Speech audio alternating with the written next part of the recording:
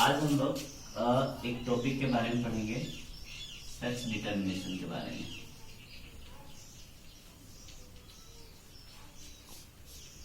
आज इस टॉपिक के बारे में हम लोग बात करेंगे। बेसिकली क्या होता है ना कि ये आपका बायो का टॉपिक है, ठीक है। बायो का टॉपिक है जिसमें हम लोग ना आइडेंटिफाई करने की कोशिश करते हैं कि अगर कोई बेबी अगर जन्म लेता है तो जन्म से पहले मतलब हम लोग कैसे पता कर सकते हैं कि वो बेबी जो होगा वो लड़का होगा, बॉय होगा कि गर्ल होगी, ठीक है। तो इस टॉपिक से रिलेटेड होता है, हम लोग जानेंगे कि बेसिकली क्या होता है ना कि हम लोग के पास क्रोमोजोम्स होते हैं, ठीक है। तो हम लोग पास जो क्रोमोजोम्स होते हैं ना कि उसमें क्या होता है, सेक्स क्रोमोजोम्स पाए जाते हैं।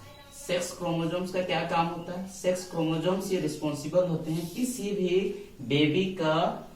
बेबी का क्या होता है ना कि उनका क्या कोई बेबी बॉय हो सकता है कि गर्ल हो सकता है, वो किसकी वजह से पता चल पाता है? सेक्स क्रोमोजोम की वजह से। तो सेक्स क्रोमोजोम्स बेसिकली जो होता है आपके पेरेंट्स में जो पाए जाते हैं। सपोज कि पेरेंट्स में ए है जो मेल है, ठीक है, एंड बी पेरेंट है बी जो आपके फीमेल है, ठीक है। माँ बेसिकली मेल में क्या होता है ना, कौन सा क्रोमोजोम पाया जाता है?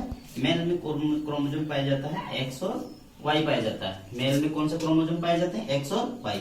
और फीमेल में एक्स और एक्स क्रोमोजोम्स पाए जाते हैं। क्या होता है ना कि इस क्रोमोजोम्स में क्या होता है, सपोज कि अगर मान लीजिए मेल का एक्स क्रोमोजोम गया, ठीक है, फट यहाँ पे एक्स क्रोमोजोम ट्रांसफर हुआ, ठीक है, एंड माँ का जो क्रोमोजोम आया वो ही एक्स हुआ। क्या हुआ? माँ का क्रोमोजोम जो ट्रांसफर हुआ वो क्या हुआ? एक्स हुआ। तो यहाँ पे इस केस में जो होगा एक्स एक्स आ गया, तो एक्स एक्स के केस में ये जो बेबी होगी ये आपका गर्ल बेबी होगी, ठीक है, ये गर्ल होगी, ठीक है। अगर सिमिलर केस में अगर मान लीजिए वाई क्रोमोजोम किसी फादर के फादर हैं, उनका वाई क्रोमोजोम ट्रांसफर होता है एंड माँ का एक्स क्रोमोजोम में आता है, तो यहाँ पे एक्स वाई का कॉम्बिनेशन बनेगा। तो ये जो एक्स वाई का कॉम्बिनेशन होगा और ये जो बेबी होगा आपका ये क्या होगा? बॉय होगा। तो यहाँ पे हम लोग देख रहे हैं कि दोनों ही केस में क्या हो रहा है कि दोनों ही केस में आइदर ये लड़की है या फिर ये लड़का है, दोनों ही केस में क्या हो रहा है कि कौन डिटरमाइन कर पा रहा है? फादर का क्रोमोजोम डिफाइन करता है या फिर वो बताता है कि लड़का होगा कि लड़की होगी, ठीक है। तो हमारे समाज में एक प्राथमिकता है कि एक काफी प्रचलन बात होता है कि अगर मान लीजिए कोई फीमेल है, खास करके गांव में ये चीज देखने को मिलता है, अगर फीमेल पहले फर्स्ट बेबी को अगर जन्म देती है और वो गर्ल हुई, फर्स्ट बेबी को जन्म देती है और वो क्या हुई? गर्ल हुई। इसी तरह सेकेंड बेबी को भी जन्म देती है तो क्या होती है? वो भी मान लीजिए क्या है? गर्ल है। इस केस में क्या होता है ना कि समाज उनको बोला जाता है कि माँ में कुछ दोष है, माँ में क्या है?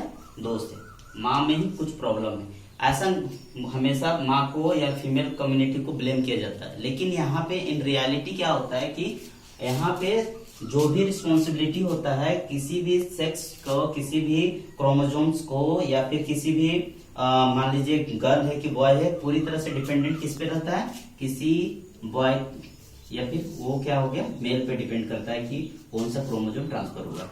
तो ये कहना गलत होगा कि माँ की वजह से कोई बच्चा सिर्फ जन्म जो ले रहा है वो सिर्फ बेबी गर्ल ही ले रही है, ऐसा कहना गलत होगा।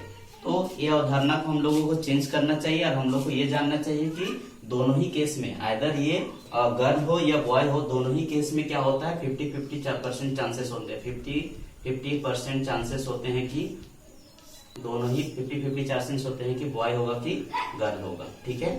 तो ये टॉपिक्स बेसिकली कवर अप आपका बायो सेक्शन में होता है। चलिए, थैंक यू।